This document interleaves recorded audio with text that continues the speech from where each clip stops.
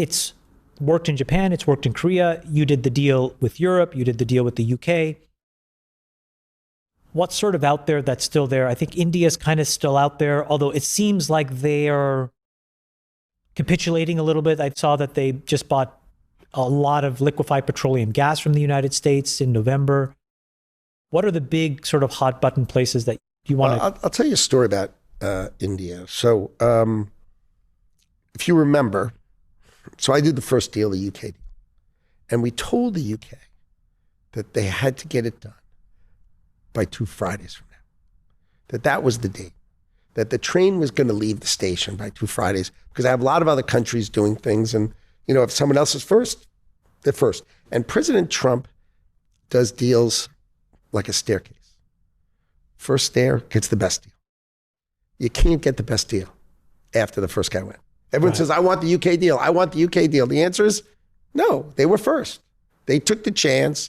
They moved quickest. They're first. Second, up a stair. So that sets the floor. Right. And then the next one's got to be higher. And then the next one higher. And then the next one higher. The next one higher. So he does things that way because that way it incents you to come quickly to the table. Right.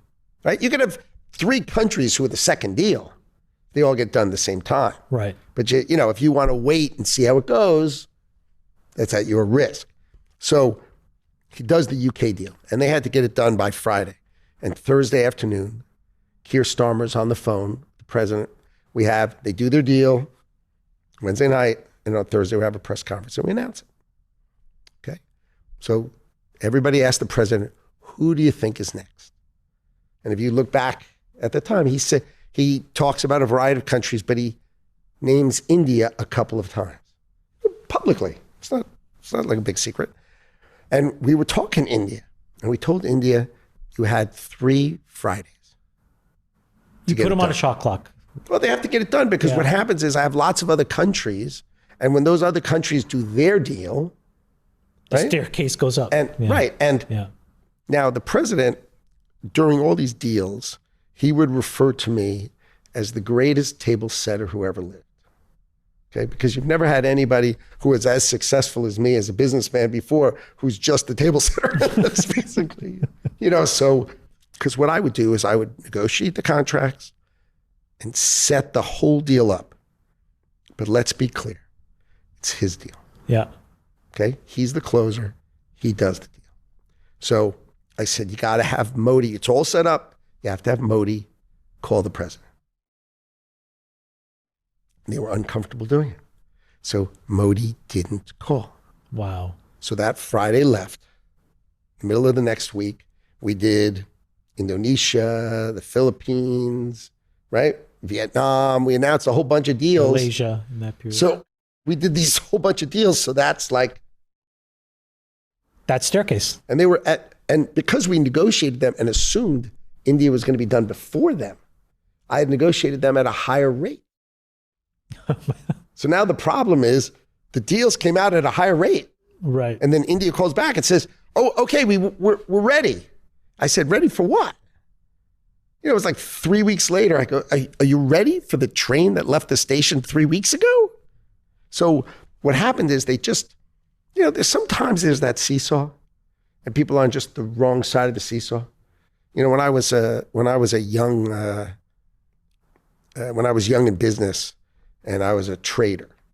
So one of my first jobs was as a trader. And when I would start on the wrong side of the seesaw, I'd buy and it would go down.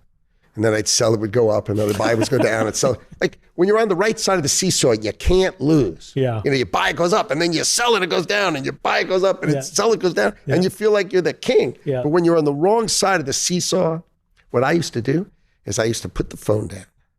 I used to go in the bathroom, fill a bucket with water, take a rag, and I would wash the plants in the office because it was much cheaper than me picking up the phone.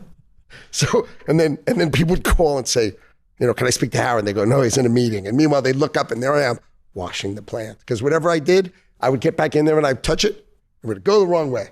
So what happened is India just was, on the wrong side of the seesaw. And it was just, they couldn't get it done when they needed to. And then they couldn't get it done. And then they couldn't get it done. And then they couldn't get it done. And so what happened is all these other countries kept doing deals, and they're just further in the back of the line. And now when they say, well, but what I want is I want the deal in between the UK and Vietnam, right. because that's what I negotiated. Right. And they remember, and I remember.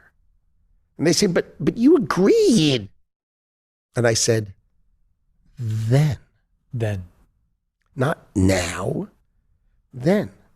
And so that's the problem. India will work it out. But it's just, there's a lot of countries, and they each have their own deep internal politics. Mm-hmm. And to get something approved by their parliament or their diet or their, these are deeply complex things. And we're dealing with the world, but we've gotten them done.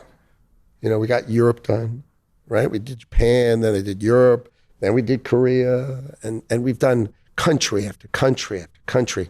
And these are durable, meaning these are deals that take care of the country's autos, pharmaceuticals, semiconductors, things that really matter.